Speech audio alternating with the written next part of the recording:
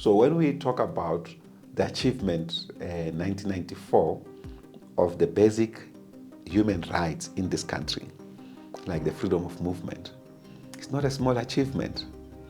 Because people, you are not allowed to sleep. If I was not coming from Soweto, I was not allowed to go and see my aunt in Soweto and sleep there. If I sleep there, they come and raid, I'm in trouble. Ngena nguba to prison. They've got 32 squatter camps in Tshwane. And I'm like, this is a crisis, but it's a crisis of capitalism. Because the system doesn't care about the housing question for the people. Even when we do government intervention on the housing thing, for instance, it's a long process. It doesn't care where you sleep tonight. If you have an African leader in this country, anyone who believes that he has arrived is completely mistaken, because that means that African leader has been uprooted from his African roots and base. In a world where Africans have lost their roots, it has become of vital importance to document our ways. In an effort to reverse the brainwashing of the past, where we were made to believe our ways are demonic, we are pressed to create dignified and respectful platforms to unpack our spiritual ways.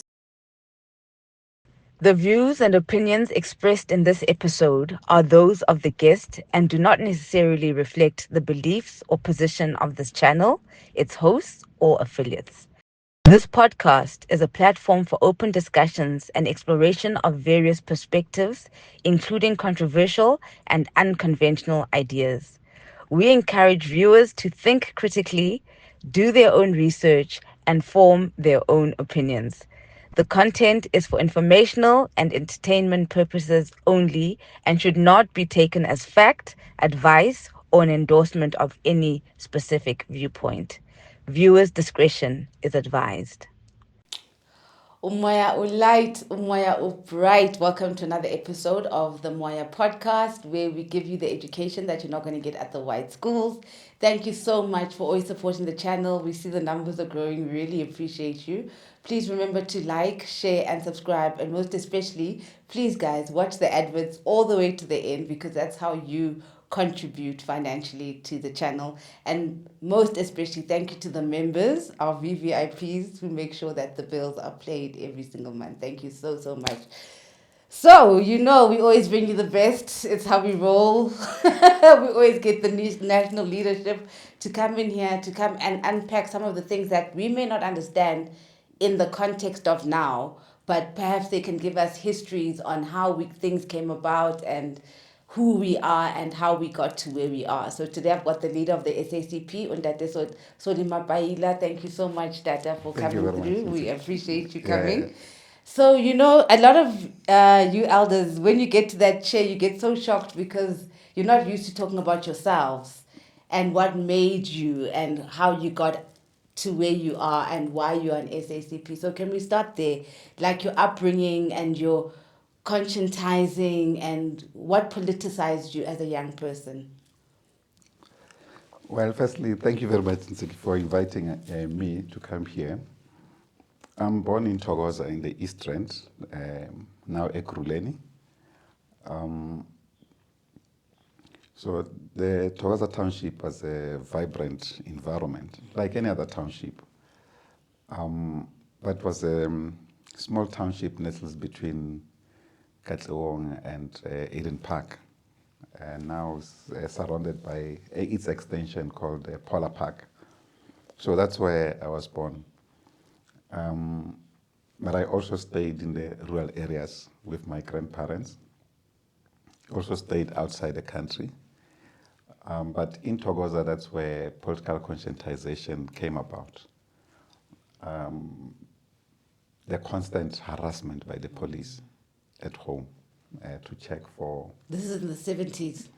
Yes, early 70s. That's when I began to have this consciousness of the harassment coming to the family by the police. They were looking for people who are not on the permit.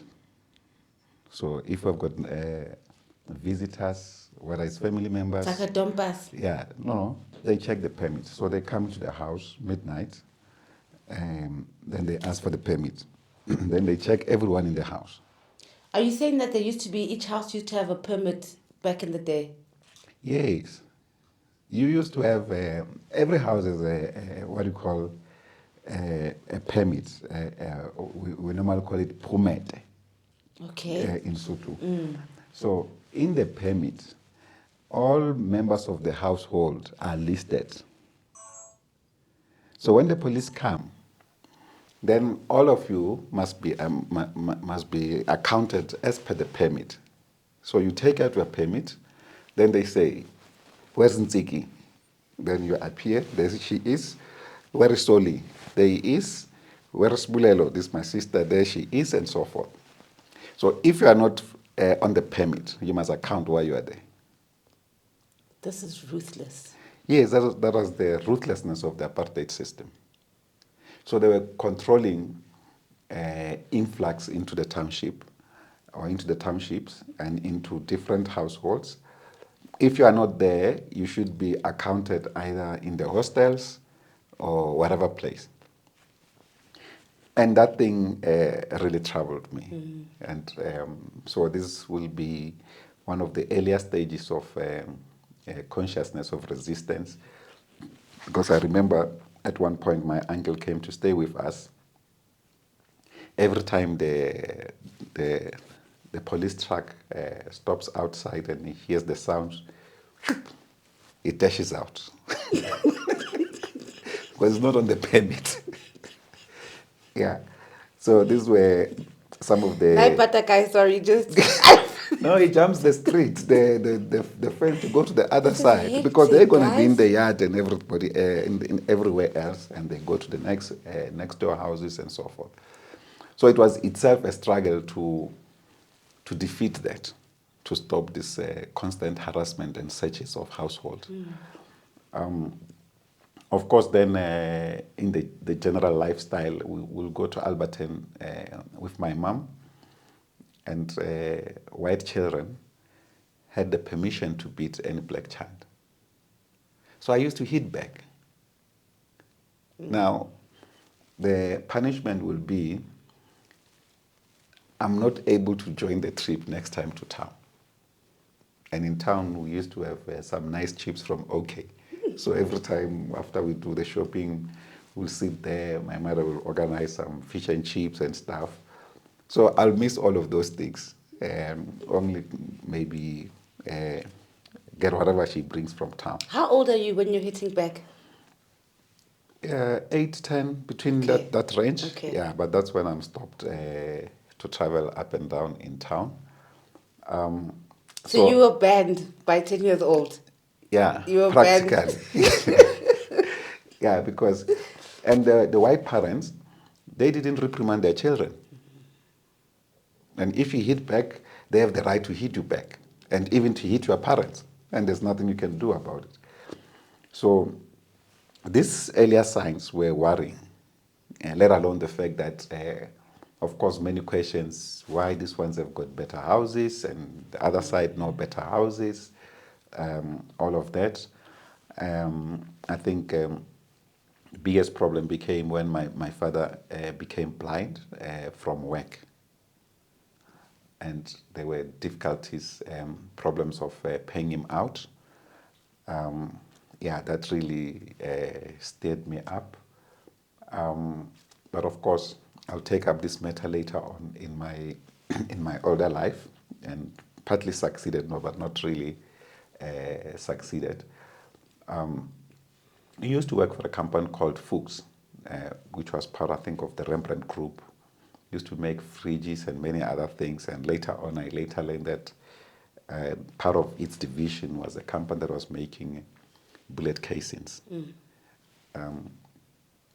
Which, when the international campaign against isolation of apartheid South Africa, it could be one of those mentioned for the contribution to the apartheid military industrial complex. But I took them on nonetheless, to try and get some justice for my father, because ultimately he was then boarded out of work. Yeah. So all of those, and then several other things. The township life always created this possibility to understand what was happening around us. The fact that our leaders were in prison, constant fight for a release of other leaders who are also being arrested for no apparent reason, basically just to talk for the rights of African people in the main. So this is where the development of political consciousness comes about. So where are you now? What happens in your teenage years? Well, later on, get involved in student politics. How did you get involved in student politics? Student politics is easy. You go to school, basic things. At the time, we used to buy books, including textbooks. Now, the textbooks were expensive, and we used to be punished for not having the textbooks. And sometimes when you demanded this thing from parents, they could just simply say they can't afford. And the teachers did not accept this answer. So this began to have a consciousness from among the students about how to protect ourselves, those who could not afford, including the enforcement of particular standards of uniform. If you are in a school that, for instance, you are lucky to be in a school that requires a particular tunic, if you like, for ladies, for men, a particular uniform for boys, then within your relatives, you can always get one, or even the friends. That one is now older. You can get that, but even then, it was still difficult because you still want to have something new to be equal to other kids. So the student politics brings a consciousness about uniformity and how we should all have access to the schooling premises, irrespective of whether we can afford this or that kind of material that is required by the school. So that then brings me into the student politics. But we also have some of the progressive teachers who will appreciate the organization of the student organization and assist us to understand much more what the fight was about, that the cause is not even the school. The school is just implementing the laws imposed on them. So that also developed me a lot of consciousness. For that matter, I got expelled 3 times from school. But I've made peace. In fact, just a few years ago, I reconnected with one of the schools that expelled me. And we helped them to look into improvement of the school, particularly at a matric level. And I must indicate that when we got involved, they were at about 62% of matric pass rate. The last 3 years, we've been working with them. They are now at 98%. Brilliant. So I feel happy about it. But for some time, I was angry with them. But I realized that all the teachers that are there, they were not there when I was there. So there was no need to fight with the school. And of course, even some of the principals that were involved, we have had a discussion with some of them. Of course, some of them told me the context upon which they did certain things. Yeah, so we've forgotten about that because they were just implementing a system at the time. Were you getting into trouble for your political? Yeah. That's, of course, that was the political reasons. We're not allowed to organize student representative committee, or what you call SRCs, or councils. We were not allowed to speak political slogans within the school premises. So you had a straight-jacketed education system that imposed itself, the authoritarian kind of. All you needed was to be in the classroom, get this rote learning system that we were introduced to, and you have to comply. So the student politics brought in a sense of rebelliousness, and that rebelliousness brought us into trouble, particularly if you get elected into leadership structures. Because,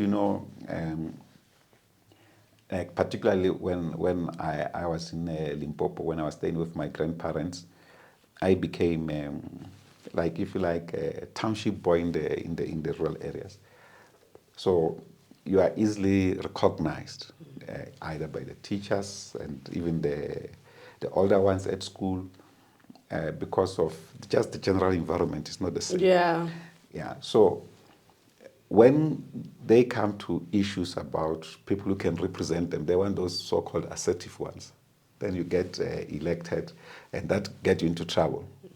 For instance, the first one, the second one was when we had set up an SRC at our school, Maselekwane High. In fact, it's a school that I still owe a visit. It's a special school in my heart, but I haven't been able to reconnect with it since the 80s. We organize the SRC. Then we get expelled, a group of us. And the parents come and discuss this matter with the school leadership. Then they agree that we must accept 100 lashes to come back to school. Now, one of our demands was against corporal punishment. So as a principal, I said no. My late brother came to try and talk sense into me, and as part of the parents to insist that I must accept punishment, go to school. I defied him, and they also excommunicated me. Yes. Your family? Yes. My main brother, who was looking after us, says, you accept to be punished or we're done with you. So I refused. So refused, and then I moved in to stay with my sister, my elder sister. She's married that side. And her and her husband then took care of me, and I continued to do school. Speaking of siblings, how many of you guys are there? And are you the only political one? Yes, from within the family, they've been political in their own way, not expressive like myself in the structures. We were a big family. My father had 2 wives. All in all, from my father's side, were 11. That is 5 girls and 6 boys. All the boys, 1 girl, which was my younger sister, she's late, and 4 other brothers. So it's the 2 brothers that are remaining and the other sisters. Okay. Yeah. So 76, that era, what's happening? How old are you? How are you involved? I'm not actively involved. I'm still young. I'm still in primary school at the Okay. time. Yeah, but my brothers are involved. My sisters are involved, and that created a serious problem. Some of them had to be moved from Johannesburg to Limpopo to stay with my grandparents when they were wanted by the police. But of course, after a couple of years, they go back. I wasn't actively involved, but I was just following what was happening at the time. But it was a hectic period. I mean, it brought many changes in my township, particularly because, for instance, the beer halls, the township was characterized. Each section almost had its own beer hall. Yeah, and the beer halls were attacked and destroyed, and they remain permanent structures of destruction because the apartheid system created a platform for African people to be intoxicated. Yeah, so from punishment and exploitation at the workplace, back into the township, lumped into beer halls. That's why our parents come home almost every evening after they've taken two pints of beer, organized at the beer halls. So part of the response of the students at the time was to destroy that system. Of course, this was part of the black consciousness to understand the instruments that were defocusing the majority from the real issues.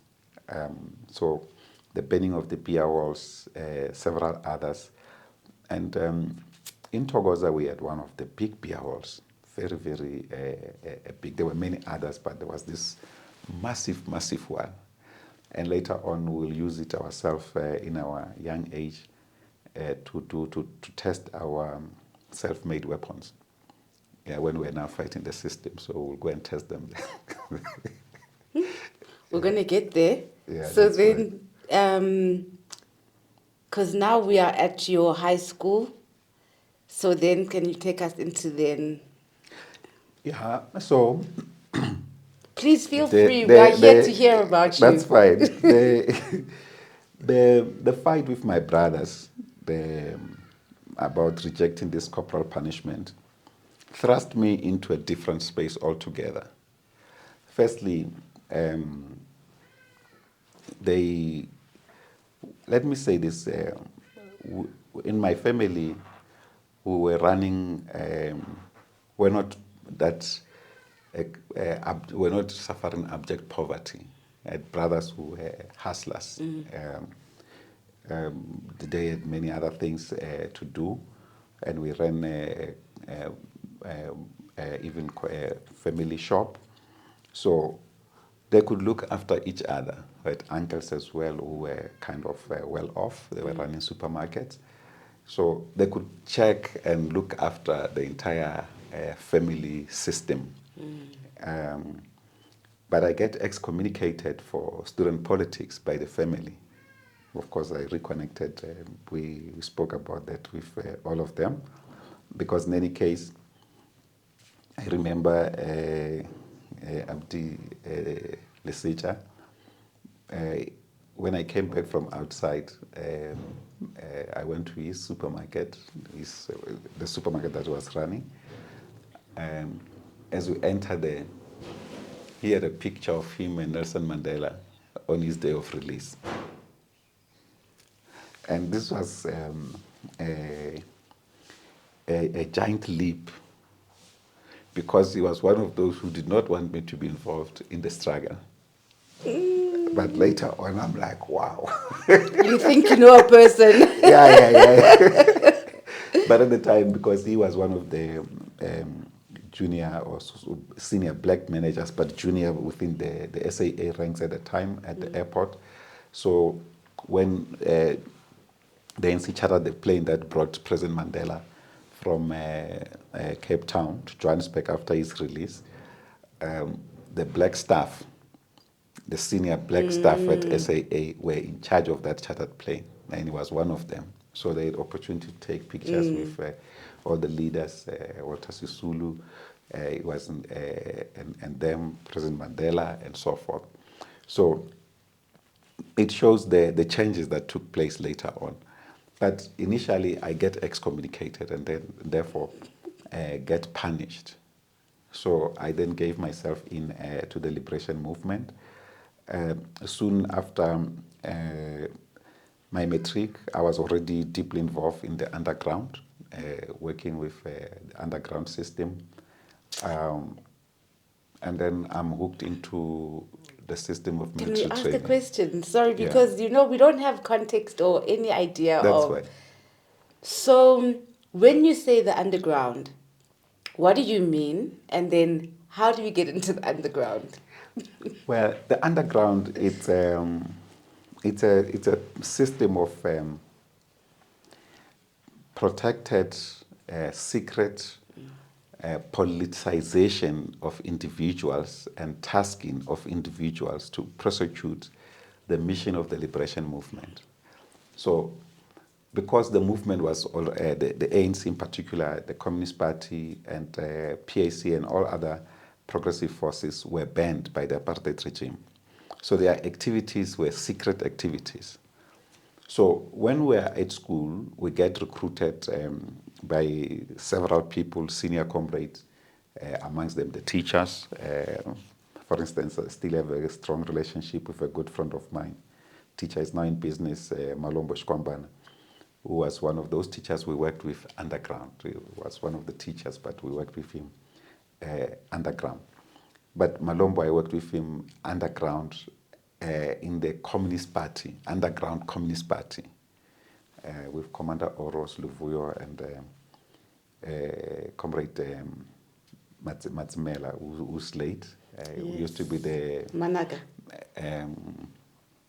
Yeah, he used to be the head of Kosato, not Matsmela, not Manaka, not the actor. He used to be the head of Kosato Education here in Gauteng. He died during COVID. So we were in the party underground. So we were fulfilling the mission of the Communist Party secretly in the 80s. So the underground was when the liberation movement recruited people to carry out their ideas, but secretly. For instance, to give content to daily struggles of the people and to link them up with the general struggle of national liberation. So that task taught us many things. Firstly, discipline, how to be secretive, how to respect time. I hope I was on time here as well. Very. Yeah, so those things are basic rules of the underground. But the underground also allowed you to read banned literature. So we will get documents like the ANC publication called Sechawa, which was not distributed freely. Sometimes, very rarely, the SSCP publications like Umsebenzi, but largely the African Communist, which was talking big strategic issues about what the government was doing and how we need to respond. Even those documents, for instance, if you see some of the copies of the African Communists of that time, outside the cover will be like how to plant vegetables, but inside is the political stuff. So that's what we called underground. Then we had the freedom to read our documents, including the Freedom Charter, which was banned, and it was one of the most basic standard documents to read and understand. Why would the Freedom Charter be banned? Yes, because it associated itself with the ANC. Oh my word. Yes, it was a document, political document, so to speak. But we of this generation often hear that the Freedom Charter, like the Charterists, are the ones who got infiltrated. Well, that's a different... Well, because the movement had different ideologies and orientations. You had the Black Consciousness group, you had the Charter group. It's the group that literally was much more inclusive in posture, in a sense that it recognizes and accepted that white people who had come here almost 300 years ago, or more than 300 years ago, some of them had no association with Europe, but their leadership was still practicing an oppressive system. And in that inclusiveness, they embraced the liberal culture, the general liberal culture of inclusiveness, non-racialism, and so forth. And I think it is that issue that perhaps the sections of the Black consciousness felt that it was blunting the sharper contradiction of the struggle. That, for instance, if we are fighting oppression by a white racist system, but the system becomes something that ordinary people do not relate with, they relate with the white oppressor. So if you are saying this is the oppressor and it's a white person, why do you want to work with white people to remove this oppressor? So they believe that those white people will not really be that committed. But as you know, this was proven incorrect in a sense that many of the outstanding revolutionaries in these countries were non-African.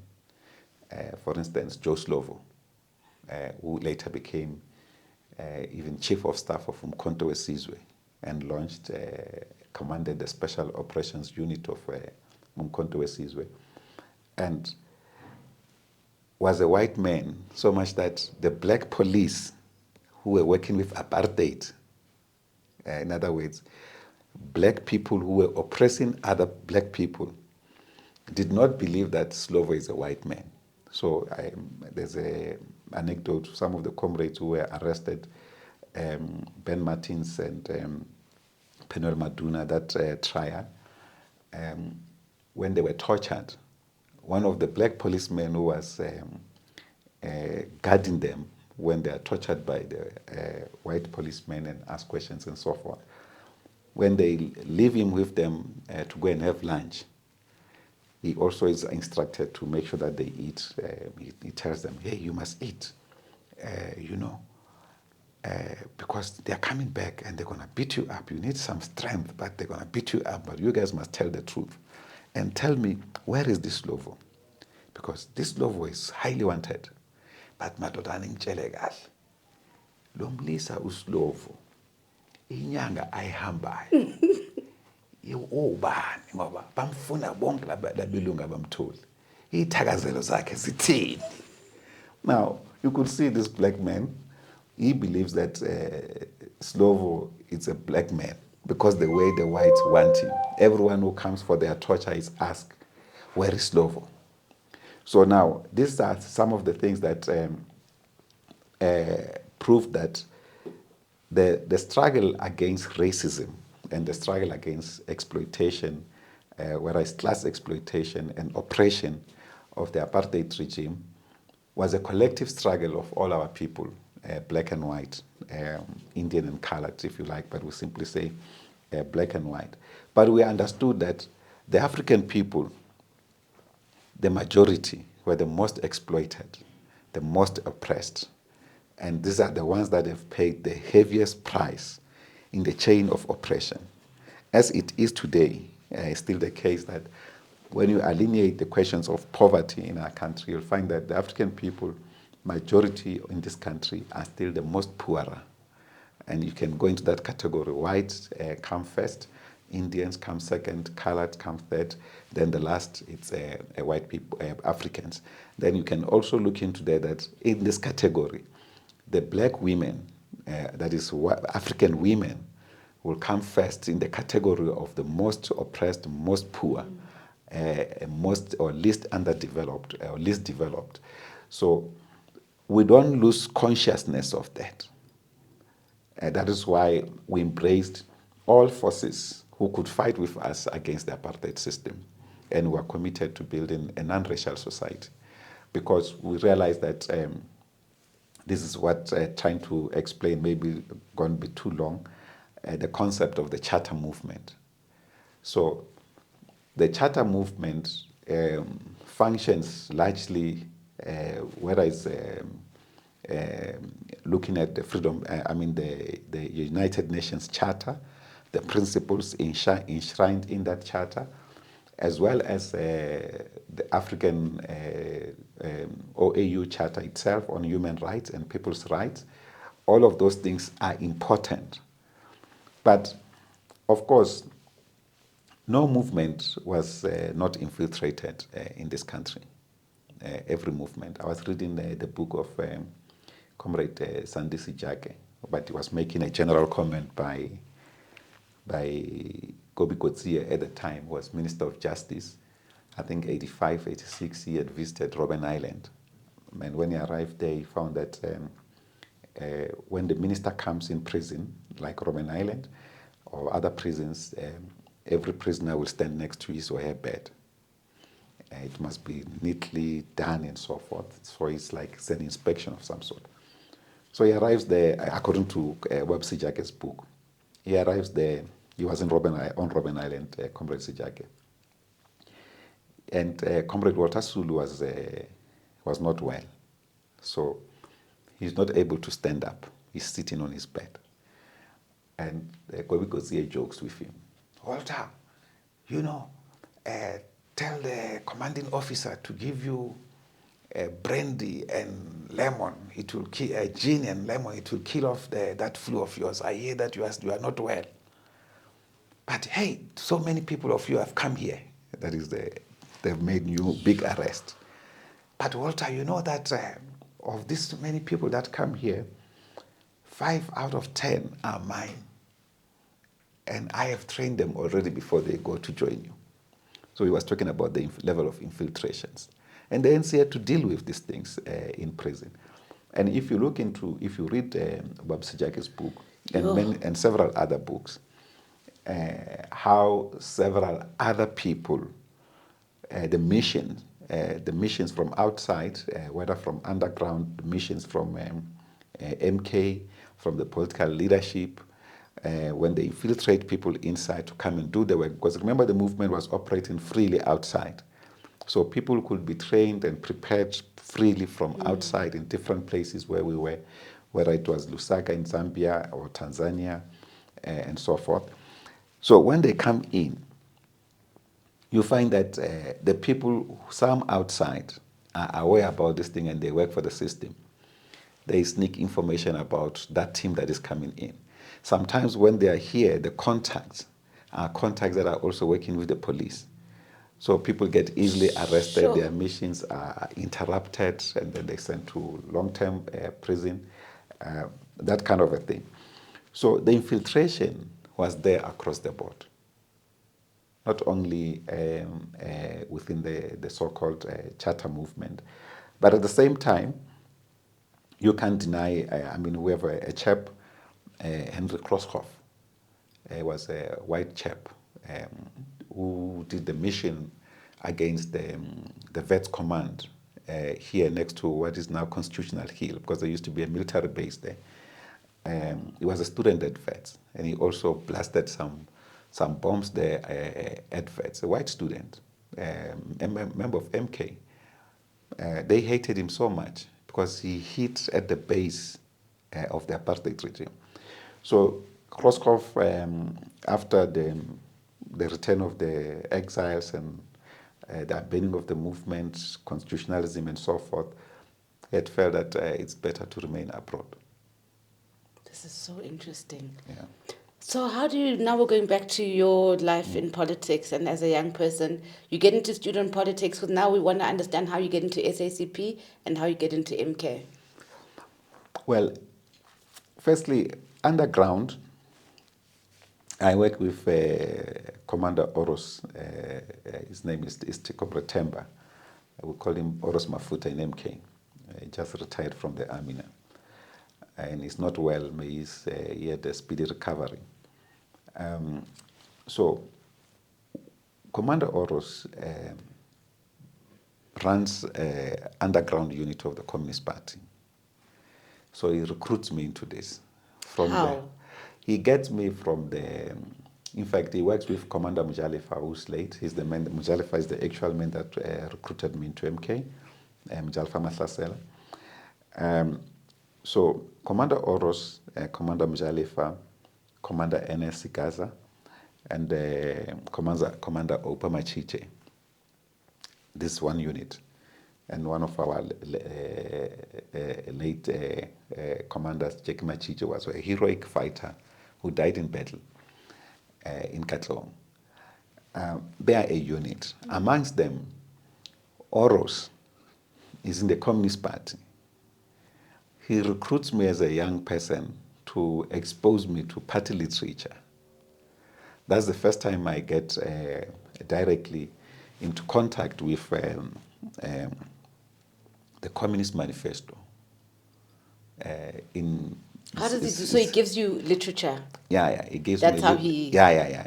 But we discuss these things from time to time. So we round up these commanders. For instance, Oros gives me it's a photocopied copy of the Communist Manifesto. We read different chapters of the manifesto in our meetings. So when we arrive there, this is the reading time. We discuss what we have read, our understanding, and this and that. And on the one hand, Commander Mjalifa introduces me to the ANC.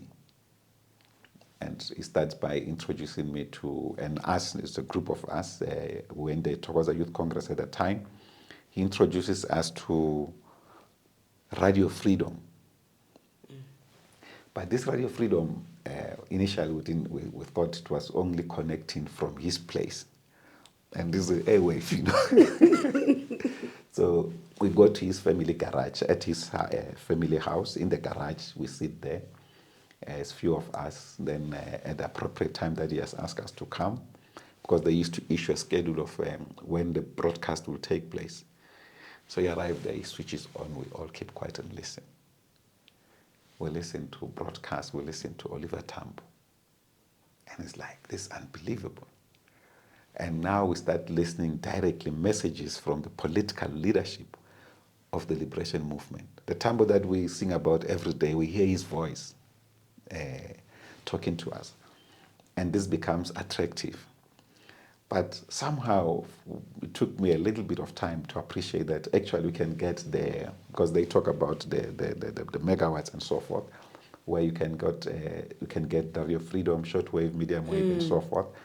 But initially we used to think this thing only happens when you are at Mjalifa's place.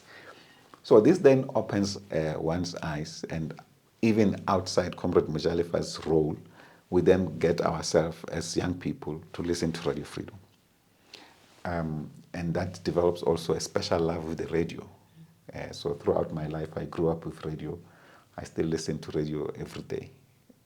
So that is the love that emanates from there. But then Oros integrates me, takes me through with another team, Comrade Luvuyo, on the Communist Manifesto. Ultimately, we get officially recruited into the underground system of the Communist Party. So he's in charge. He's also our commander militarily. He's already trained. We are not yet trained at the time. So he's the one that is in charge, takes responsibility for all our actions, and including getting the staff. The underground literature, we used to call it staff. So it can be passed on properly. Mm-hmm. You must go and collect stuff. You must go and do this thing, go and send stuff. So we know the stuff was this, the literature.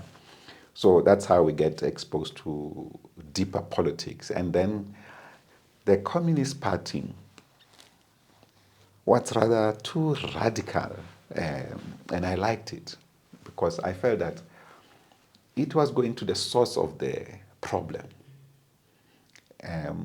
Whereas the ANC, also radical, particularly during that time, in its critique of capitalism, but critique of the apartheid regime. But the Communist Manifesto was showing, exposing the source of poverty in our communities, why people are poor, the exploitation, the ownership of the economy by capital, even the state, that its mandate seeks to build capital rather than empower people, or empower capital rather than empower people. And capital exploit people by giving them these pittance wages, slave wages, that they can only patch up this and that, go back to work, because if they don't go back to work, they fall deeper into poverty. So it becomes that cycle. So the Communist Party was able to express clearly the source of exploitation, the source of oppression, and even to understand why white people behaved this way and why they continue to see us as part of their slaves. So in that regard, I always fell in love with the Communist Party, but I remained a member of the ANC true and true, and deeply at heart. And when I joined Umkhonto weSizwe, we also took an oath to fulfill the mission of the ANC. This was a military oath. So in other words, despite that MK was established both as an army of both the Communist Party and the ANC and SACTU, when we were joining MK, you accepted the political leadership of the ANC. So, because... Can you take us back a little bit? When does ANC and SACP join together, and why? Well, in the 1920s, it's a long history, but in the 1920s, or firstly started in 1917, just after the success of the Russian Revolution, in 1919, there's a big conference in Russia. It's an international conference which discussed generally the situation around the world. And this is led by the Soviet Union with communist parties, workers' parties, and some progressive forces and intellectuals, left intellectuals. In this meeting, they resolved to re-establish the communist organizations across the world. That's why we had the International Socialist League here in South Africa as the first socialist organization organized to fight against the colonial regime at the time. And it changed its name into the Communist Party of South Africa, CPSA, which will be banned by the Apartheid regime in 1950 April through the Suppression of Communism Act. So we're the first organization to be banned by the Apartheid regime. So we'll then rebuild ourselves 1953 underground as the South African Communist Party. So 1919, the international meeting, what you call the Communist International, takes a decision. They discuss the the national question in the colonies. In other words, the national struggle in the colonized world, whether it's Africa, Latin America, Middle East, and so forth. In these discussions, the South African situation needed to respond to British imperialism because at the time we were colonized by Britain. So our strategic and main fight is an anti-imperialist fight against British control of our country. And of course, the British control comes as a consequence of the development of the mining industry after the many wars that were fought in this country by the British as well as the Dutch, including the Anglo-Boer War, which is fought in our country between the British and the Dutch, with the involvement of our people on both sides, almost as slaves of these two warring factions. And when they finalized their treaty, the Peace Treaty of Vereeniging, they then resolved to create the Union of South Africa in the context that they created it, but still subscribed to the Queen, that is British imperialism, and they also used the pound as the currency of the country. Well, of course, the pound was used right until late 70s, if I'm not mistaken, or early 80s. We're still using the pound, the British pound. So from this question of wanting to liberate oppressed people in all the colonies, this is a communist international decision. Then this relates well with the struggles of the African National Congress in South Africa to liberate the black people. So the ideas get matched. And later on, there's a discussion about the framework of our program, the political program, which will be inclusive of both the communist struggle as well as the struggle of the National Liberation Movement, which in this case is led by the ANC, to work together because the fight against British colonialism is a common fight. So the colonialists are oppressing all of us.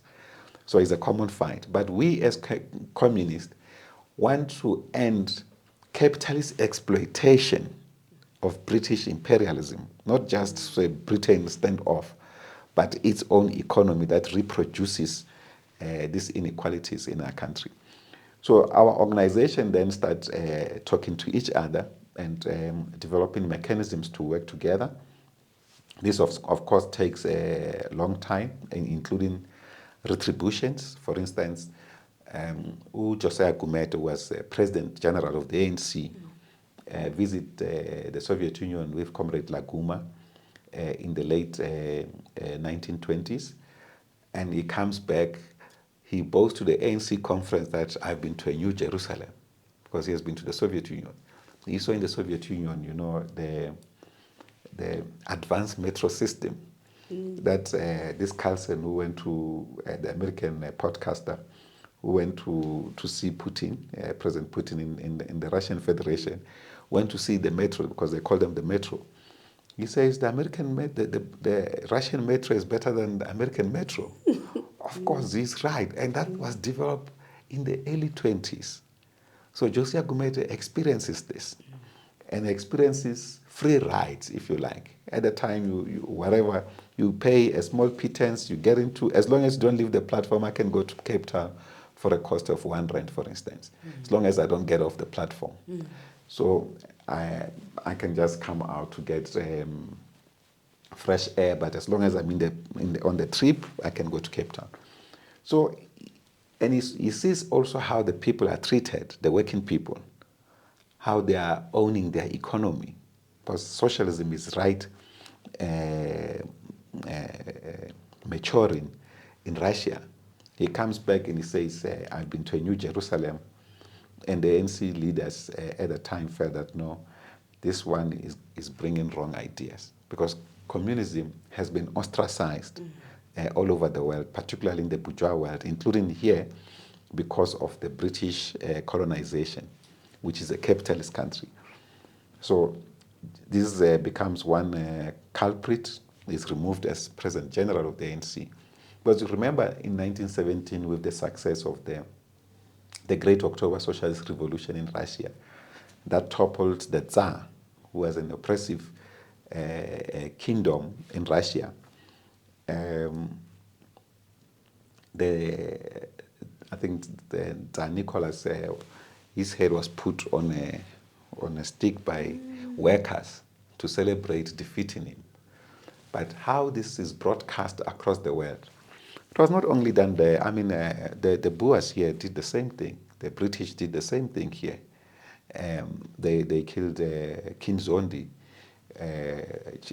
of the Bambata Rebellion.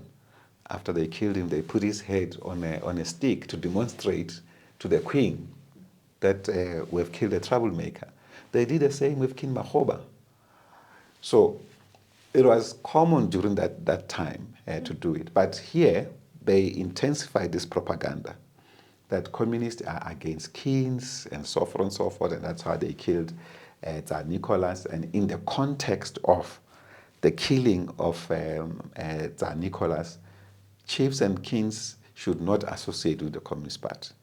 So when Josiah Gumede visited the Soviet Union for an international conference, he comes back and he says, I've been to a New Jerusalem, where people are free, are respected, women have the rights as men, and this and that. They looked at him and said, this one is going to divert the ANC. They removed him. But that we continue to work together. As you know, in the early 1930s, the ANC will be in one of its weakest position as a liberation movement, and the Communist Party rises in mass mobilization and stature in society. At the time, Thabo Mfutsanyana is the leader, is then succeeded by Moses Kotane, and Kotane took it to higher levels, and he reconnects the SACP with the ANC. And in the early 40s, we also there's this movement start collaborating, also because the Communist Party was responsible for creating and building most trade unions as we know them today in this country. Oh, wow. Yeah, from scratch. And therefore, they bring this consciousness in the trade union movement about national liberation agenda, which the ANC remains the principal organization. Remember, the Communist Party was also a small organization, initially largely of white people, especially Jewish immigrants that came here, consequence to the problems in the wars in Europe, particularly the First World War. But in the early 40s, then there's the concept of the three doctors pact in the movement, where the Indian Congress, the Natal Congress, the Natal Indian Congress, the Transvaal Indian Congress, the ANC work together. They signed the three doctors pact. Dr. Kuma from the ANC, Dr. Neka, and Dr. Dadu formed this three doctors pact to solidify the working relationship between this organization, because the struggles were the same. The Indian indentured labor that came in the 1800s, particularly much more in the 1850s, were as oppressed as the black people by the white regime of the time.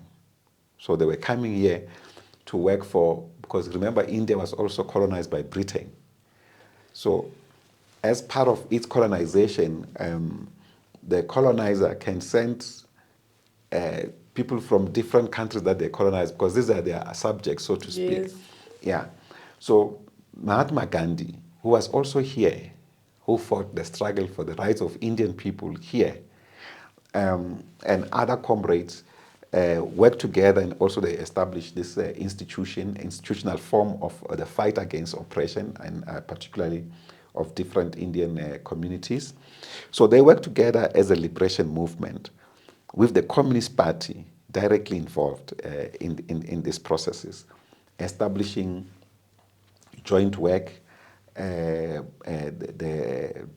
establishment of SACTO, for instance, South African Congress of Trade Union, that is established at the time, the predecessor to COSATU, led in the main by Communist Party cadres, who were taught even how to set up a trade union, which is a skill that we are no longer mastering today. We are trying to revive that, so that every workplace should have a trade union representative. And one of the things that troubles me is everywhere I go, workers are asking for representation, and they're ill-treated at the workplace. It's a big, big concern. That is something that in our organizing strategy, we are reflecting on that as a Communist Party, so that we can respond to this, the crisis of the workers, because we are a party of workers and a part of the working class as the Communist Party. So the conditions of the workers, it's our primary concern, and as well as the general conditions of the working class as a whole, which goes beyond just ordinary workers. So the alliance, therefore, gets solidified in the 40s to work together. As we enter the 50s, we're now functioning fully as an alliance. Of course, the Communist Party get banned in this period.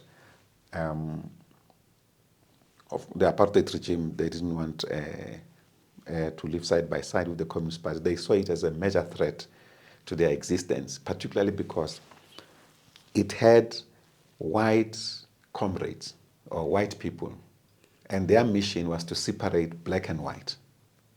If you read, for instance, the ill treatment of Bram Fischer, who was one of the prominent leaders of the Communist Party, Afrikaner, lawyer by profession, he will open his place. President Mandela writes about this thing as well in his book. They'll go to his place to swim. And in the swimming pool, it will be black and white, men and women. And this angered the apartheid regime. They didn't want, for that matter, a black man close to a white woman. So the role of the Communist Party in building non-racialism was supreme. In any case, we are the first non-racial organization on the continent. So in the 40s, in the 1920s, with the Communist Party started as a group of largely white people, but with people like there were people from the International Socialist League, which was already non-racial in character. For instance, Josie Mpama at the time was called Josie Palmer, African woman actually, coloredish,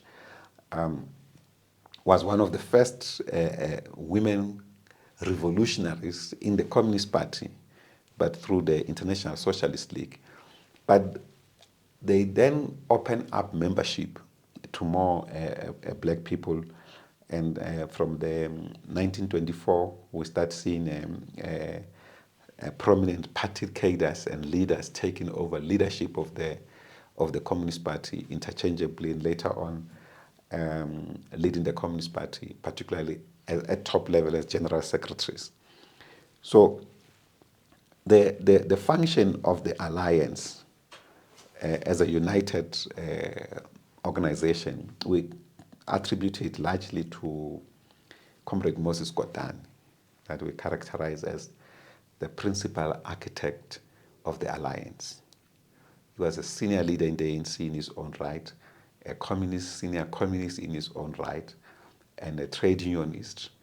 And so he traversed all these sections, and he was able to mold the liberation movement to work together and to characterize our program as one. If you read or listen to one of the conferences just after the conference of the Communist Party, after the banning, 1953-54, well, we relaunched ourselves 53-54, they have this underground conference.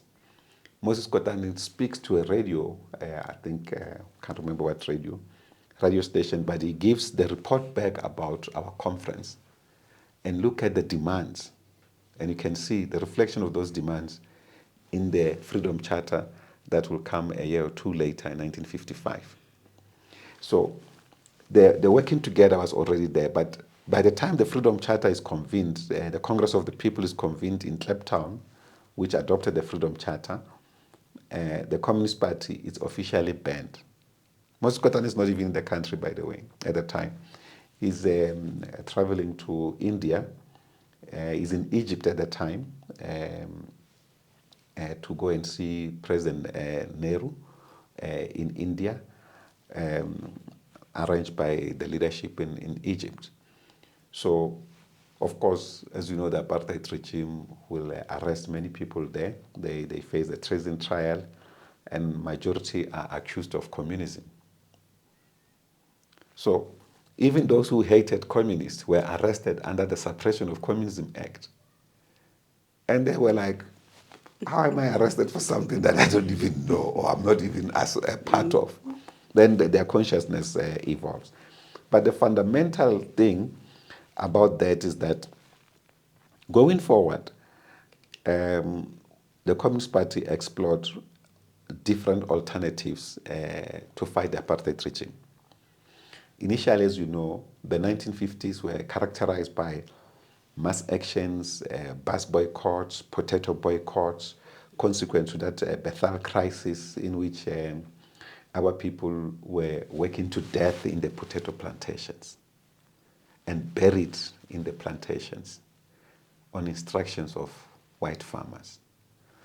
And that's a thing that elevated Alpheus Madiba and Slopatema, who exposed that. Alpheus Madiba, a leader and organizer of the Communist Party, Slopatema, a journalist and a black intellectual, that they worked together to expose this crisis. Then the bus boycotts, particularly more stronger here in what we call the Reef, the Gauteng region, Alex, Soweto, and so forth.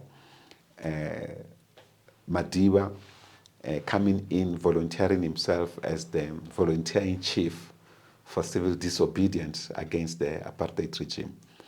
This becomes important and creates a fertile ground for cross-pollination of the movement to work together in action on practical things to remove the apartheid regime across racial lines. And this is very important to emphasize, across racial lines. So black and white, confronting the apartheid regime. Then the establishment of the organs of people's power, strong youth movement, already some student movement have already been established, but they are strengthened. The establishment of South African Federation of Women, Helen Joseph coming to prominence with other people, Lillian Ngoyi and others. Lillian Ngoyi was also a communist woman, and she became the first woman NEC member of the ANC Women's League, of the ANC, but trained as a communist. All of that, and she organized from the workplace. All of that changes the 50s. Of course, the 1955 Congress of the People adopting the Freedom Charter, the 1956 Women's March. That culmination was too important. And the reaction of the apartheid regime against the past laws. As you know, because this history has been changed from time to time, but the bottom line is that by the time Sharpeville comes, the burning of passes had already started. by some of our leaders. Walter Sisulu had banned his pass already, demonstrated that.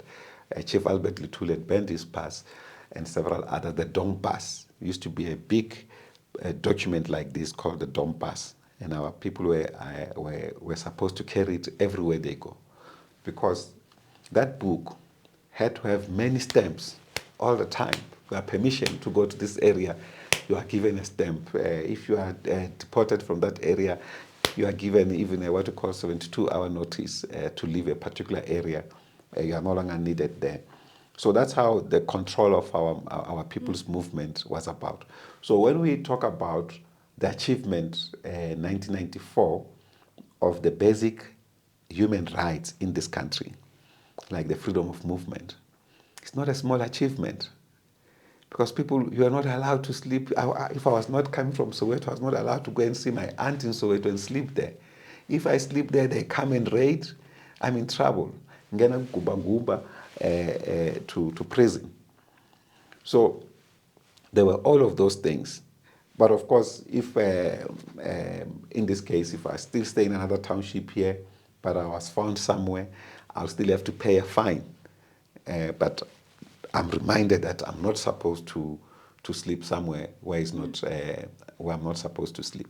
So the freedom of movement, it's an important achievement by those who led the liberation struggle against apartheid, as much as the freedom of speech and the ability to criticize. You couldn't. You were just highlighted as a communist, or so be arrested arbitrarily, detention without trial.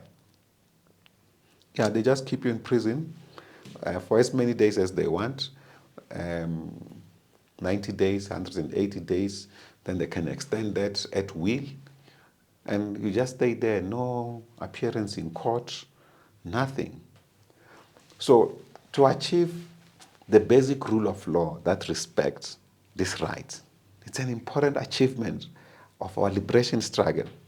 So we shouldn't undermine that. But of course, just as they kill our people in Sharpeville, then our movement were already discussing the idea of armed struggle. The Communist Party trained people already. Some of them were from the Second World War, including Slovo. It comes from the Second World War. Comrade Godesh used to stay here in Johannesburg. He trained Comrade Madiba together with other comrades. They used to prepare themselves to prepare self-made weapons and bombs to train the initial group of MK people. And that's also how they trained Madiba. They trained him there in what is now Edenvale. Used to be an open space before they built Edenvale. They tested some of the weapons there. Wolfie Gadesh and his family were preparing that. And in the Long Walk to Freedom, for instance, President Madiba talks about how Wolfie Gadesh's wife, one evening when he was preparing all of these bombs, they nearly created a serious scene in the building there. But unfortunately, or fortunately, nothing serious happened. But they used to do all of those things, and these were white people. So the SACP prepared and trained military combatants even before the formation of Umkhonto we Sizwe. When Umkhonto we Sizwe is to be established, the SACP releases a team led by Joe Slovo. The ANC releases a team led by Madiba. I think it was 4 aside. And ironically, both sides, all of them were communist. So even the team that's released by the ANC, it's made of a communist. So they pulled together this thing to establish a central command and set up the army as we know it. Majority of those are what we characterize as the Rivonia trialists. Those who were arrested in Rivonia, which was the underground SACP headquarters, which has not been returned to the Communist Party even today. Because the leadership agreed nominally that, okay, the apartheid regime did this, there was this and that, but there was an underground headquarters that kept our movement together. You touched on this a little bit earlier on. Communism, why is it demonized so much? What is communism? And yeah. Communism is the ownership of wealth by the people and the workers, especially the makers of wealth. Communism appreciates that labor and nature are two source main instruments of wealth of human society. And therefore this must remain collectively owned. They must not be privatized. Whereas capitalism, first it privatizes human labor. That's why they pay you a salary, they buy your labor, they pay you a salary as pittance, as small as it is. Whereas communism frees that labor for the collective good. So it is in this regard that the world's capitalist regimes, those that have colonized us, driven by the notion of capitalist system, because partly Europe was not coming from an extremely fertile environment. And competition, which is one of the drivers, if you like, of the market system, was used for annexation and the development of capitalism, including, of course, of various industries. So, as a consequence of that, capitalism is born literally out of the necessity to exploit others for your self-interest. Whereas communism, its intrinsic nature, is well-being of all, sharing the wealth of society, the nature of society. That's why we in the Communist Party are both internationalists, naturalists, and environmentalists at heart. So what would government look like then if SACP was running the country?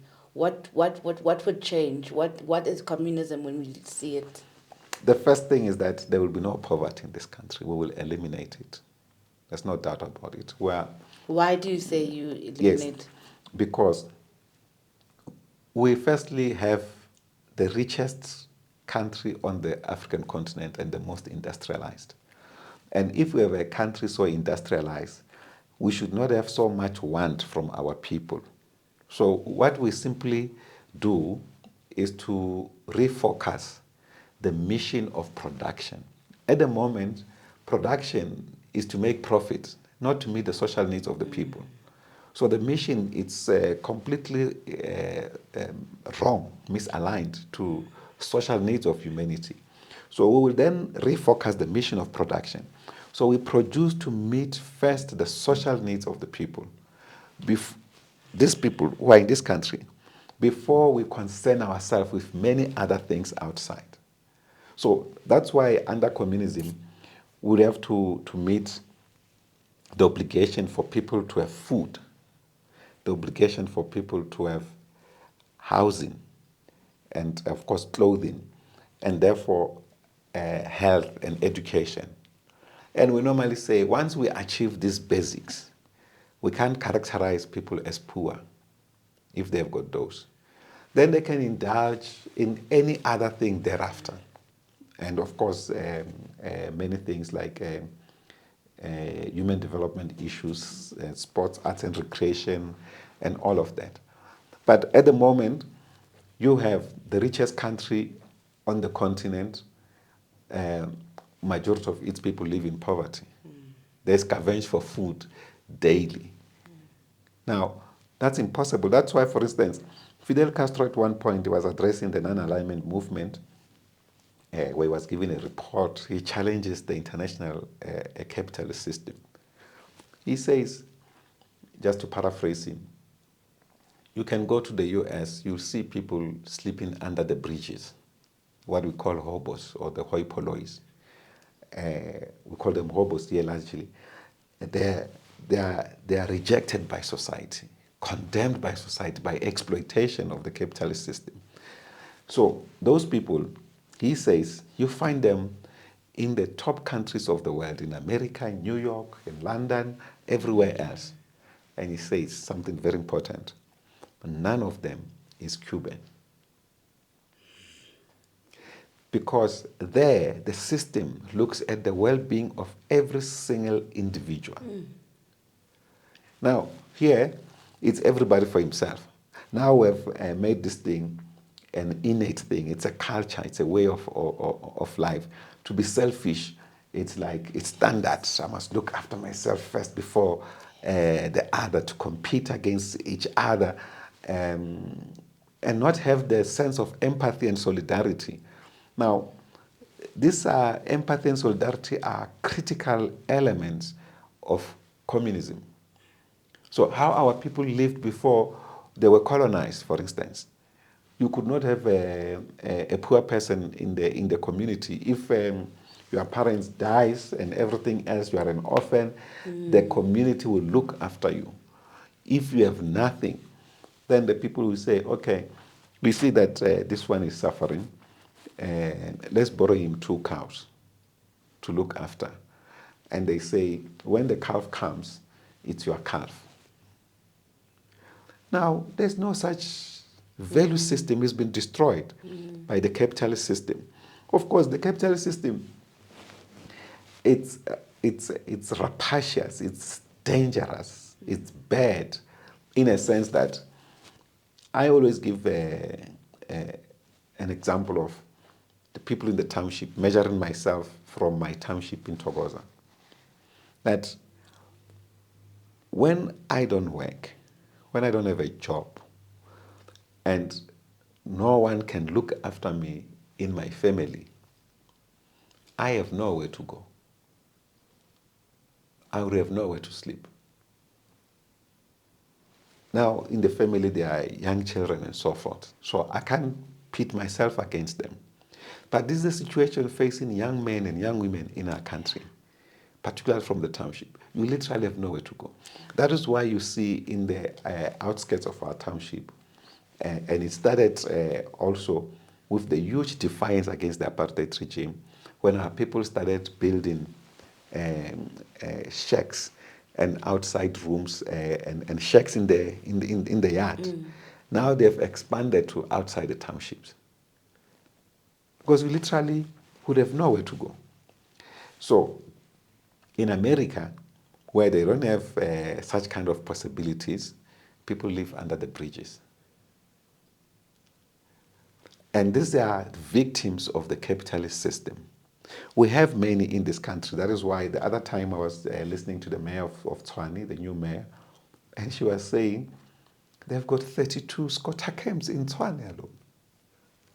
And I'm like, this is a crisis, but it's a crisis of capitalism, because the system doesn't care about the housing question for the people.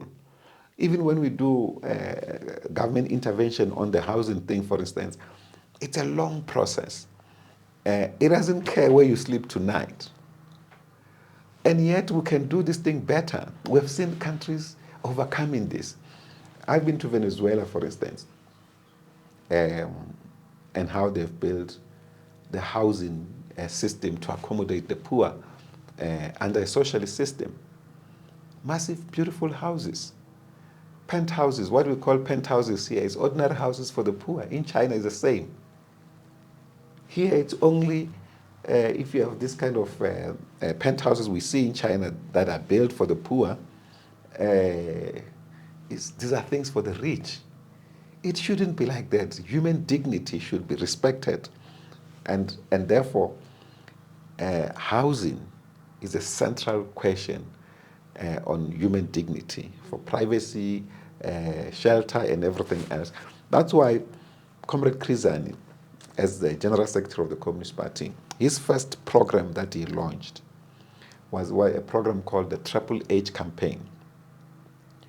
The campaign to fight against hunger, the campaign to fight for health and for housing of our people.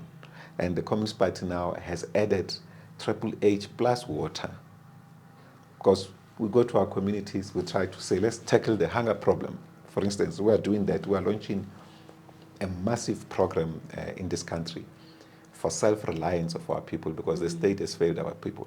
And that's our contention. This program, we call it the People's Red Caravan. We're launching it in Muruleng village in the Northwest Province. We'll be going across the country with this kind of a program. When we're tackling the crisis of water, I mean, saying we want to tackle poverty, and we say the first thing to deal with poverty is to make sure that people have food. If people were to have food, they must plant the food. Because you can't say to the poor, go and buy food, because they don't have the money. So we want to help them to plow for themselves. We found that in their communities, they don't have water. Water to drink, let alone water to plow the food. So much that we then spent so much time. We had identified 6 villages, for instance, as pilot programs, and a few townships. We call it community development program. So in the villages, for instance, because that's where they have enough space to plow enough food, the people don't have water to drink. So we have to arrange to get boreholes for the community. First, to create a mechanism for them to have access to clean running water. And thereafter, we're thinking about now for irrigation of crops. And some of the areas are not so good with groundwater, but we try our best. So we've done that in different parts of the country.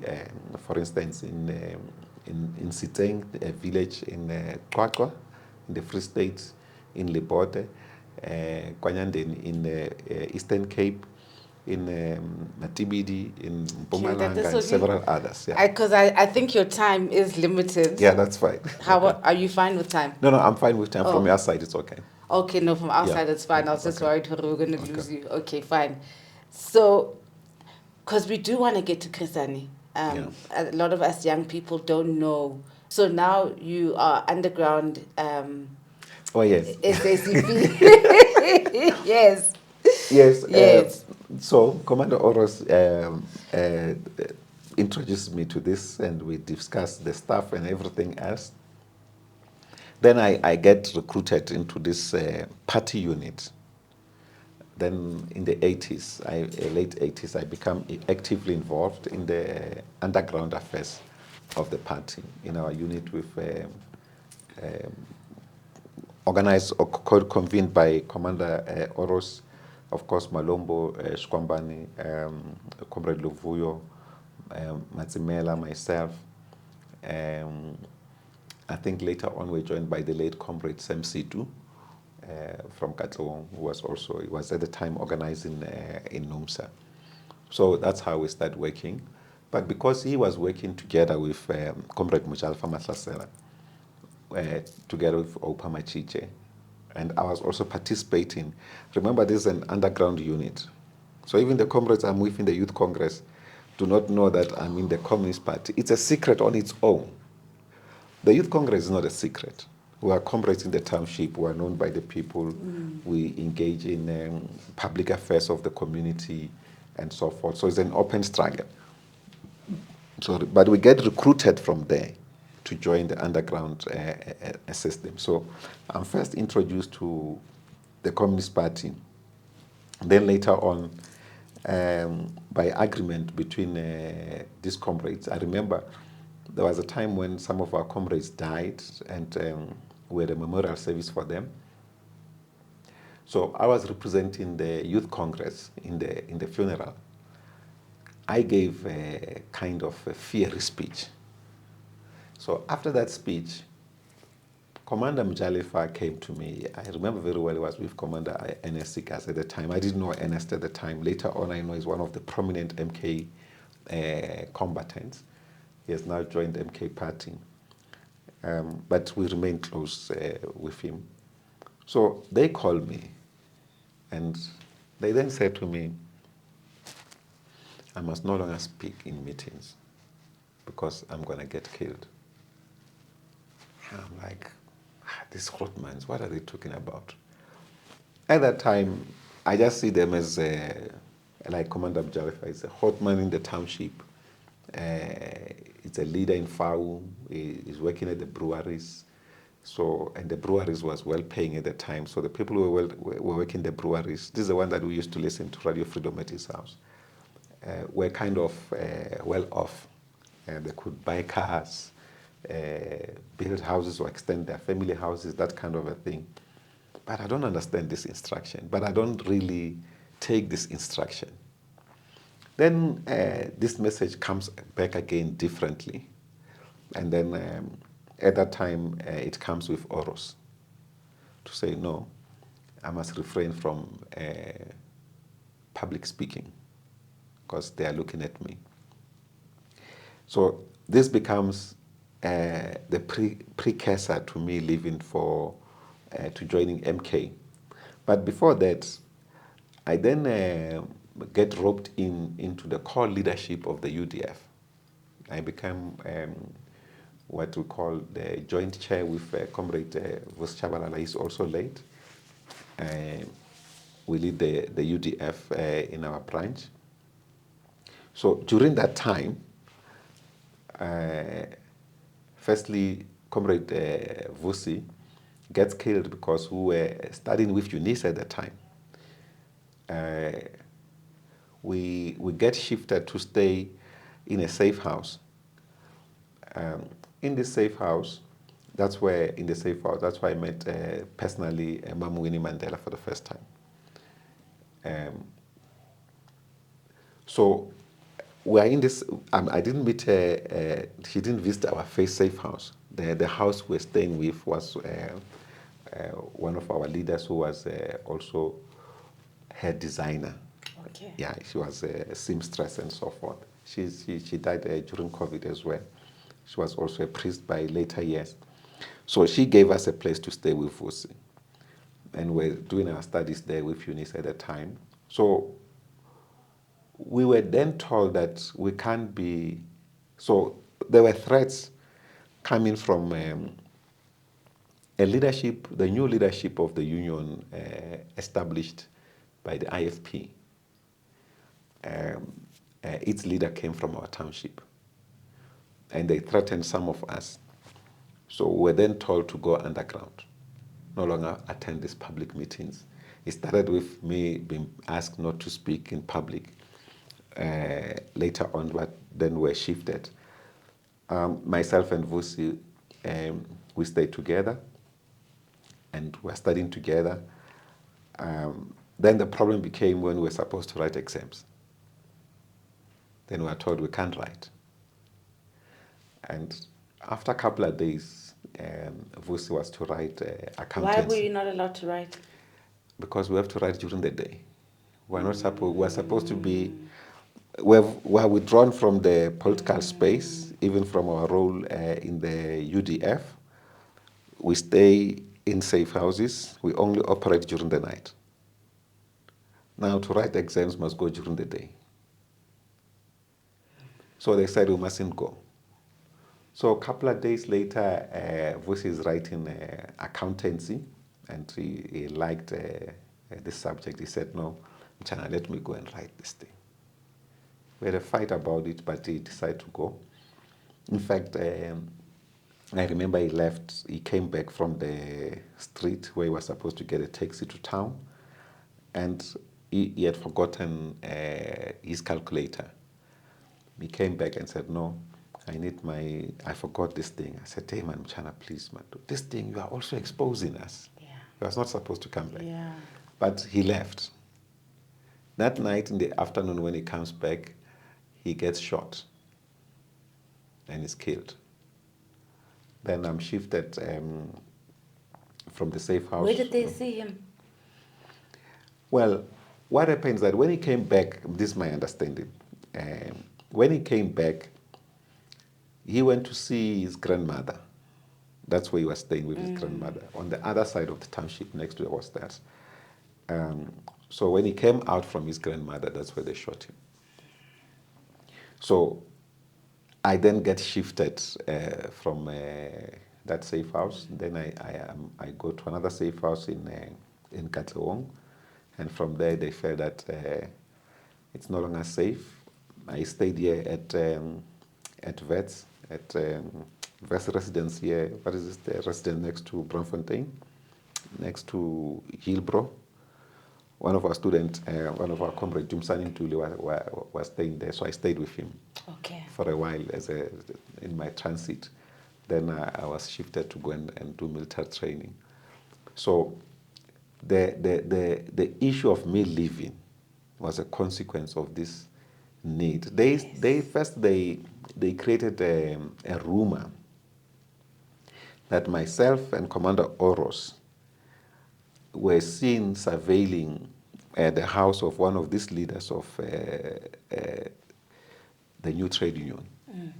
And therefore, they charged us, including one of our comrades, who later on became a good friend of ours, who spoke about this rumor, that we were following up the councillors who were aligned with the apartheid regime, the black councillors.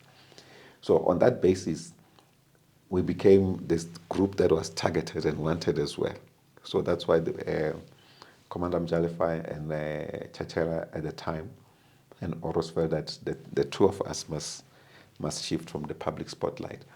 Vus was we were working together in the Thokoza Youth Congress. He was the head of our religious section, a brilliant comrade. So his death propelled me to leave. So they said, no, it's no longer safe for me. Yeah. So ultimately, I left. So that's how practical. But at that time, I'd participated in MK activities, were trained internally by Commander Oros and others. We had another unit. So we had multiple units. And in these units, you didn't have to disclose the other group. This one, we had other people like Mahlomola, Mabote, Kali Litsopa. Kali is still in the army even now. But Kali left ahead of us. So others, Comrade Joe, another one, Comrade Sam is a priest now. I actually grew up wanting to become a priest. So we had that different underground unit, largely to protect and reorganize the defense of the township. Because at the time, there was a taxi violence in the 80s, mid-80s. That taxi violence became a platform to unleash political violence against the people. Yeah. So our units were organized from that time to reorganize and defend the township at the time. So I was given a heavy area in my duty at the time. In Thokoza, if you know it, had the section I was responsible for was covered by 2 hostels. So I learned quite early on not to sleep to protect the people because it was my jurisdiction and I had to organize the defense. It was difficult. I actually had to organize and recruit people in the taxi industry inside Barefoot Hostel because some of the drivers were staying in the township but driving the taxis, staying in the hostels. So I had to organize them to also get information to protect the community because the attacks on the community were launched from the hostels. And fortunately enough, not long after we were gone, the other hostel, which was Kalanyoni Hostel, was destroyed. That's where Pala Park is built now. Yeah. Okay. But even before that, I mean, we had battles there with some of them. Some leaders of the IFP, the new leadership won't appreciate it, but that's the reality. Temba Kos and we survived him many a times. But ultimately, the Youth Congress, Peter Mukaba, we now learned when we were outside, was indicating that those hostels must be destroyed brick by brick. And indeed, they were finished. That's the hostel that my first experience of shower came from. Because the hostels had showers, the township didn't. So when we do the morning training programs, we'll then get into the hostel to take a shower before we go home. So then you go to exile where, and then for how long? Then when do you come back? Well, I live for Uganda. Um, Firstly, we went to Botswana, but How old are you around this time, by the way? I'm in my 18, 19. Yes. Yeah. So we go to Botswana, but it doesn't go well because I'm largely with the PAC guy, PAC group. And part of the reason for that is that when I was underground in Katlehong, that's where I stayed in the house of a PAC man who was working with our comrades. And I think because we were not involved on how to arrange a place to stay. So, but it was important because in that household, I'll make a relationship with their son, um, who later on was in the PAC and went on to the ranks of PASO and so forth, and became one of the councillors of PAC after 1994. And I stayed with him as well when he was studying at Fort Hare. And from Fort Hare, he had the full book of Capital. Marx is like the central book of Marxism. So that became my first book of Capital. I took it away from him. I always fight him that he always fights me that I never returned the book. But Comrade Skumbuzo was responsible for it, one of our comrades in the Youth Congress in Togoza. Me and him also shared a safe house. So we're sharing the reading of the book. So when I left it with him. I always tell him that he owes me that book. So at that time, still young, we go to Botswana. We get kept for a long time. It doesn't work out. And also because I didn't want to be with the PAC. I was clearly a congressperson. So we returned back and we start the process afresh. We tried the Swazi route, it didn't work. And then Comrade Mujalifa and Commander Sigaza then arranged for us the network towards Uganda. Yeah, that's how I was trained in MK. Yeah. And then how long are you there? What happens when you guys said you were in exile? What do you mean? What was happening when you were there? Well, exile is different to many people. You can just leave the country, of course, because you don't like the laws of that particular country. You can go into self-exile because if you stay in the country, you'll be arrested and so forth. We had cultural groups above Keifas Minya, Yuma Sikela, Mira Makeva, Jonas Kwangwa, and them, the King Kong group, Letambulu and others. They left, but on a one-way ticket, because the apartheid regime says, if you go and display what you are displaying here abroad, you mustn't come back. So they left and gone for good. So they lived in exile. We were under the leadership of the ANC outside. I prefer to call it outside. Normally don't call myself to have been in exile. I say I was outside. So in that regard, we didn't have much freedom like them. They could decide where to go to live and so forth, the others. But of course, as you know, Ubabu Jonas Kwangwa came back into the ANC camps to train our people in the cultural group Amandla, which was the cultural group of the ANC, and he became responsible for development of music, training of the group, and performances, and so forth. So we in the camp, our life is different from ordinary people who are in exile. But even there, once you are trained, your mission in the camp has ended.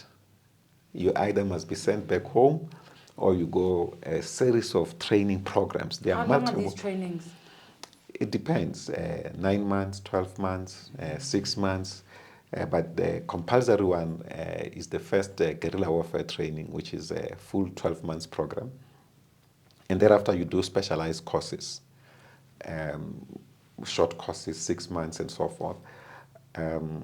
And then you sometimes get trained in different parts of the world with different skills. But all of these are like military skills. But you get trained in others. For instance, we arrived in the camp, we found that some of the comrades in the camps could not read and write. But they were activists who were fighting against the apartheid regime. So we set up an education system to train them how to read and write. But these are people that can do all the military things, even the use of weapons, different types of weapons according to the military grading. They can do all of those things, including what we call the engineering faculty of military side, which is the bombs. There's the field that deals with destruction, bombs, making and use of bombs. So we then had to do a specialized program for them. But we were not teachers. I was trying to do some academic work with Eunice at the time, which were interrupted. So I don't even have the skill, but we can deal with the basic ones. So the ANC arranges us to study with University of Makerere, a short course on teaching literacy. Then we have different methods, and we had one of the best methods that I shared with some of our education people here at home, but they never dared to look into it. From our comrades who were trained in the Soviet Union, who had a better understanding of how to elevate people from the lower grades level to higher levels. The teaching method, the methodology. In fact, our program in the camps was characterized as the methodology. So the people who used to call it the methodology because we had one professor. He was a white professor, comrade. We call him Justice. His name here was Clive Dyers. He was a professor here at Vets. Fell in love with the black woman, which was prohibited under apartheid. So they banned him. So he left from here to stay in the then vendor, so-called independent vendor. And he established some institutions there. He worked with other people like Rachdanga, Mgoni's father. And later on, he joined us in the camps. So he was head of our education department. So I think the ANC also felt that he is a professor, so you can't waste the professor in the camps and just train him militarily and so forth. We trained him militarily, of course, but he led our education unit. So we worked with him to create this thing called the methodology, to adapt the training of our low-level cadres with basic numeracy and literacy and elevate them so that they can do also other courses that are available beyond military courses. Then you come back. Well, the coming back, we were the last unit to come back. The ANC, while participating in the negotiations, they then sent us a group by Bantu Olumisa. He was then the leader of the Transkei. And just so that you know, this is my soft spot for him. So they arranged with him to send us a group of trainers to come and train us from guerrillas who were drilling the Soviet system to the South African system. Because in the Transkei they were using the SADF method, South African Defence Force method. So they came to train us for this new program. So when the program ended, it coincided just with the time just before the killing of Comrade Chris Hani. Then we were told that we can't come back home, sorry. There's a group that left from the camps at the time to join the National Peacekeeping Force from our camp. But others, like us, were told, no, we can't leave. But later we understood that this was a tactical thing, so that if negotiations don't go well, we don't start afresh to set up military bases, if we were to continue with armed struggle, for instance. So we remained in the camps to proceed with other forms of training programs, rejuvenating ourselves. Yeah. So, but I think, firstly, life in the camps was quite hard, but good in nostalgia when you think about it, because we had so much high level of comradeship. We shared everything that we had. We almost lived a communal life. We were self-reliant in the camps. Of course, the ANC was responsible for every other thing, for our upkeep and everything else. But when we were in Uganda, for instance, like in any other camp, we constructed our own bases, our own dwellings, our own houses. We lived beneath the soil as soldiers, like trenches of some sort. So you live trench form of life, combat form of life. So we created that. It was a communal way of living, communal way of eating. We shared everything. There were times that we didn't have enough food, for instance, and the comrades. And this is the thing that shocks me today, because this value has disappeared. We will sometimes find that we don't have enough food and say, those of us who are healthy should not eat, and let's allow the comrades who are in hospital or who are sick to eat. So we'll stop eating so that the comrades who are sick can eat and recover. And if there's small rations that we must share, we will share with each other. For instance, they can give you a cup of beans, and you can only take a sip and give to the other comrade. And you won't even be greedy in the sip that you take. You just, if it's 4 of you, maybe 1 cup, you know that the 4 of us, you measure the quantities, take a small sip, give the other comrade just that beans to keep the stomach strong a bit, because we lived on beans and rice, and we even gave them military connotations. We said, these are 2 fighting factors. So if you've got beans and rice, you are ready to fight. Yeah. So we didn't worry much. That's why today I don't take rice. Well, not that I can't eat it, but... you had enough of it. Yeah. Can we move into the legacy of Hani, please? We understand. Well, Chris Hani was a special cadre of our party and our movement. A well-trained comrade, clear in ideology. Something that is not known much about him is that at one point when Moses Kotane was sick in the 70s, the Central Committee appointed him as his assistant general secretary. At that time, we didn't have this position of deputies. So he became assistant general secretary of Comrade Moses Kotane. Of many of our heroes and heroines who died and the martyrs of our liberation struggle, he was the ultimate martyr, in a sense that he epitomized all those who died almost for centuries. That his death finally gave us April 27, that for over 350 years our people have fought for universal suffrage, the right to vote, to determine their own destiny through the ballot. So it symbolizes that. So in that case, it's like it's a special martyr.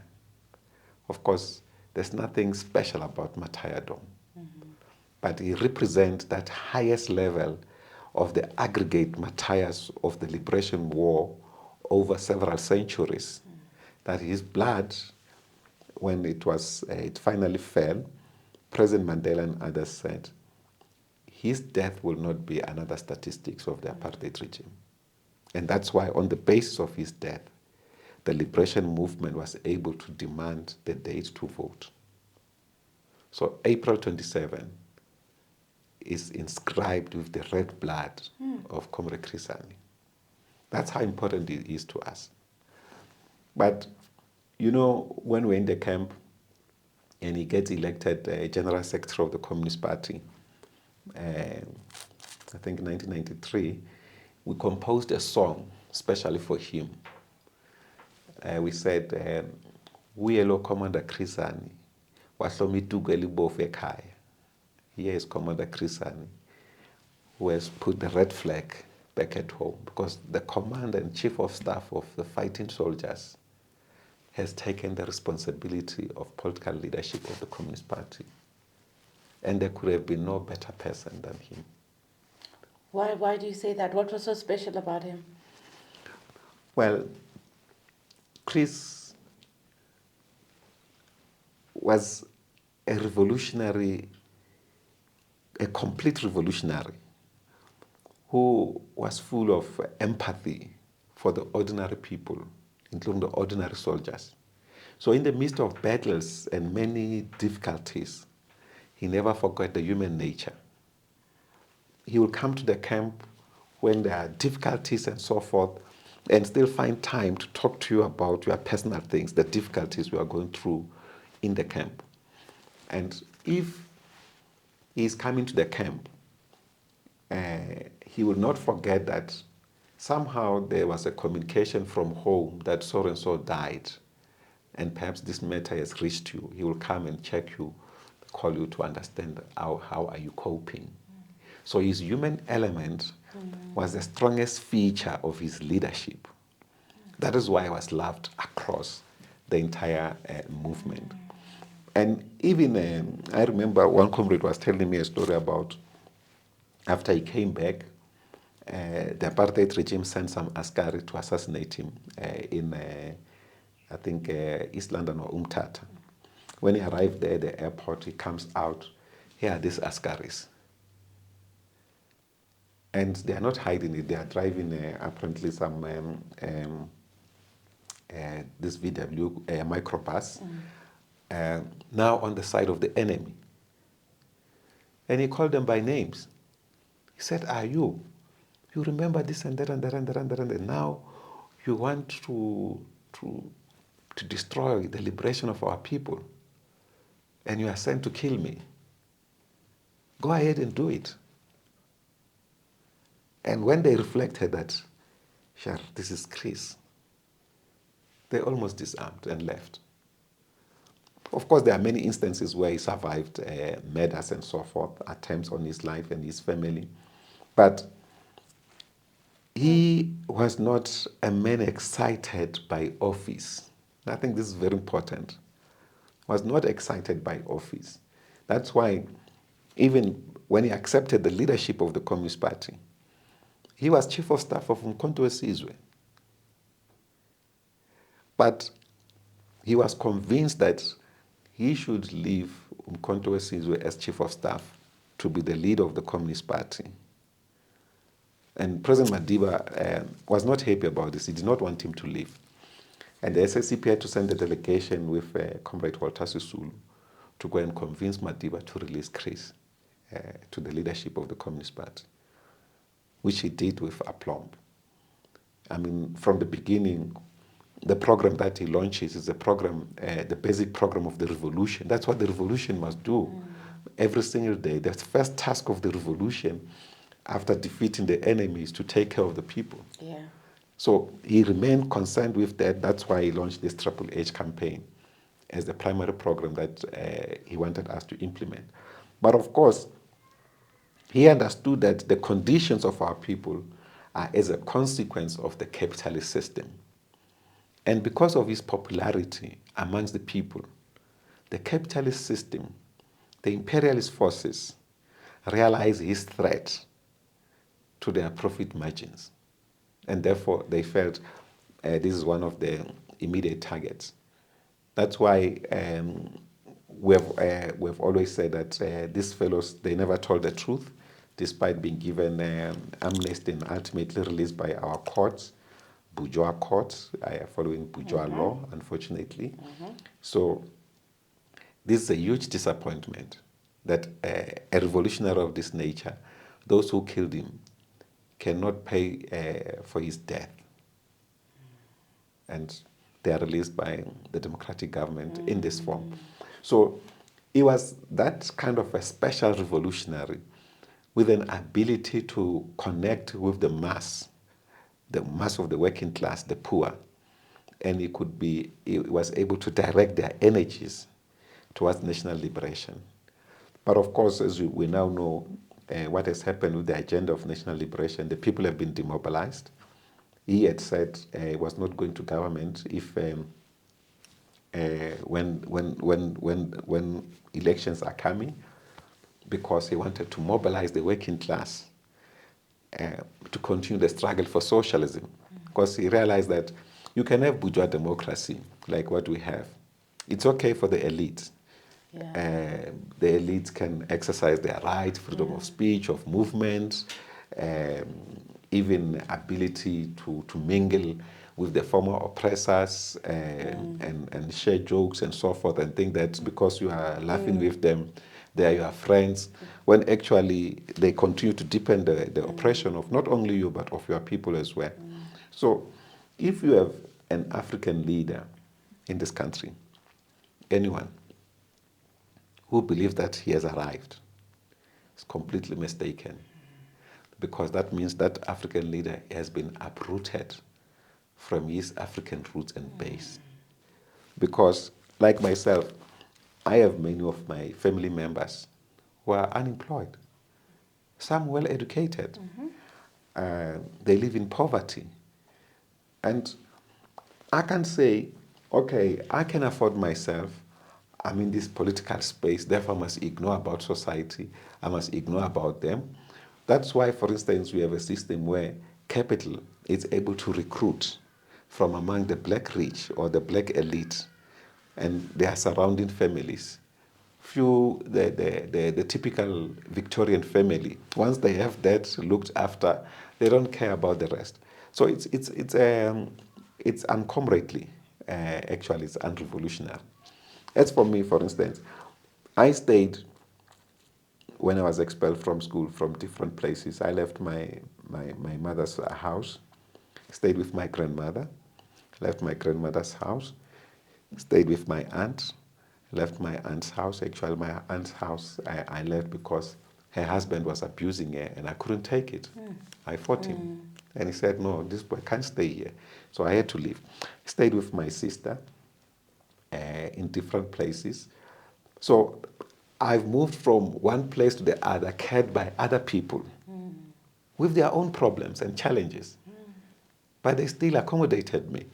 So every African leader must understand the crisis of the African people in this country, and that the solution of this crisis is not through the bourgeois system, through this capitalist system, through this government. But you know, I've learned in this country that the other day there's some African elite. I haven't responded to him. He was saying, no, the SSCP will be humbled by the people in the elections, because he says the SSCP doesn't know that South African people are purely capitalist. Well, of course, they live in a capitalist society. Over these years, we've been living the life of imperialists and their economy.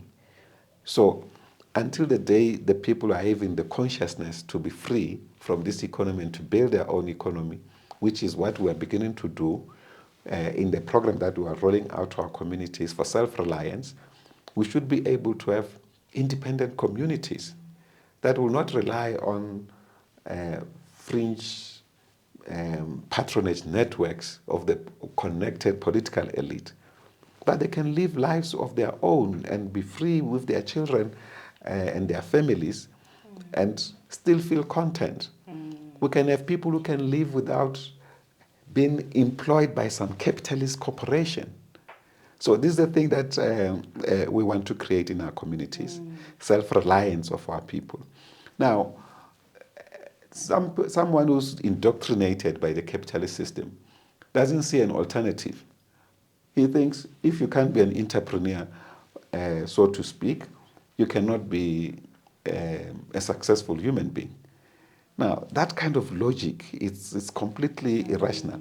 What is important for us is to appreciate the role of labor, our people valuing their labor, which is one of the principal theses of Marx, as well as the public economy being empowered to serve the interests of the people. Now we have a government that doesn't care about the well-being of the people. It can say whatever they say about interest, this interest, that on the people. No. The principal policy of government today is to serve capital. Even legislation in parliament, I've criticized this in previous topics, parties in parliament passes legislation that is fully against the people. We can go and read most of our legislation. They are not meant for the people. They are meant for the rich. Take, for instance, in this country, if you are found with a piece of gold, you are a criminal. In a country wherein gold is natural, how is that possible?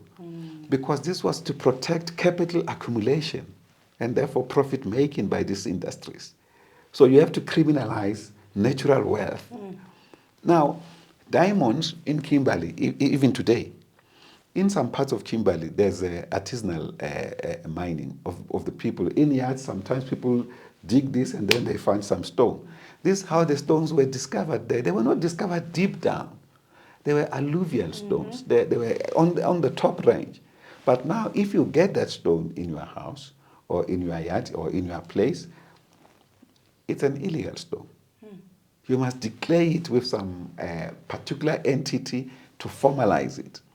Now, when we have a government, a revolutionary government, or a government led by revolutionaries, by the way, it's very important to say we don't have a revolutionary government yet. We have a government led by revolutionaries. They may have lost themselves, but there's no revolutionary government. So it's a general bourgeois government led by, one may even say, former revolutionaries. Because there's nothing revolutionary in content that is there. A revolution is by nature something that can radically transform society. Now, there's no agenda to transform power relations in this country from a point of production relation, which is the basis of all forms of inequality, whether it's wealth inequality, ownership of the land, and so on and so forth. So in other words, we have not touched or scratched the surface of the ownership patterns of power or economic power in the country. And this is protected by legislation. Now, you therefore need a different kind of a revolution that can also disregard the current framework that protects these unequal power relations and production relations in society. So that kind of a thing, it's important to note. And therefore, I'm one of the view that we need a new revolution in this country. But I'm glad that the young people of this country are not naive. And they begin to rise up, whether through social platforms, how they express themselves and so forth. And they cannot take it anymore. They will reach a point where this liberation movement that is in office, now collaborating with the enemy of the people, will be officially removed by the people. Yes. But I hope that when they do so, they don't just do it within the bourgeois framework. Change these leaders and put other group of leaders, continue the same thing. It should be such that there should be complete change of power relations in South Africa. In other words, class relations.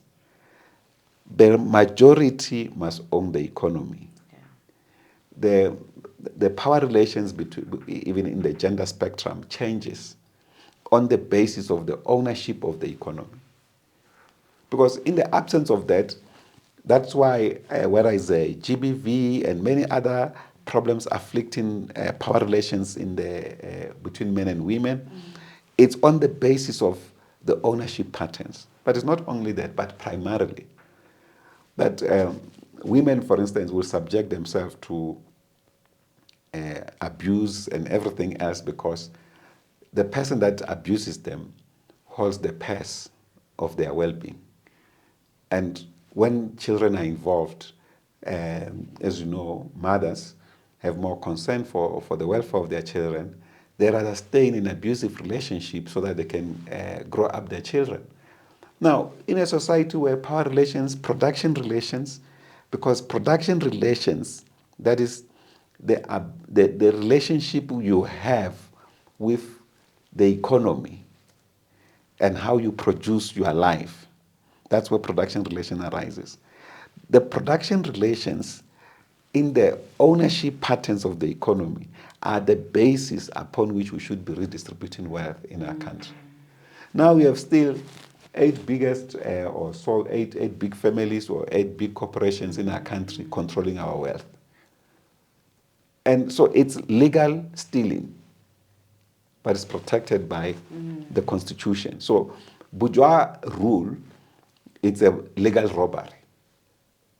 And the people can have an illusion that things will change, but things never changes unless you change the system. But that is why we need this system to change from the mass base, so that certain things can happen in order to enact and change. Then before I let you go, just a few words on the GNU.